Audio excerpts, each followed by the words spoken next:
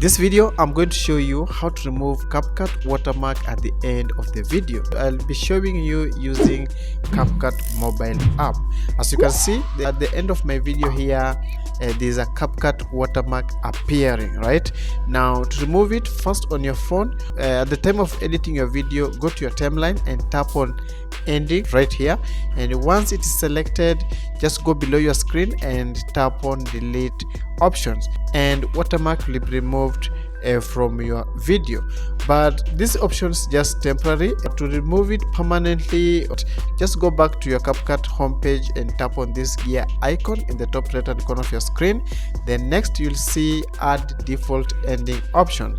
Now when it's enabled on your CapCut, make sure it is disabled by tapping on this button right here, and it will turn off to gray color.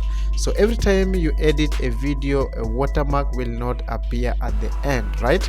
So guys, that's how you can remove CapCut watermark at the end of your videos.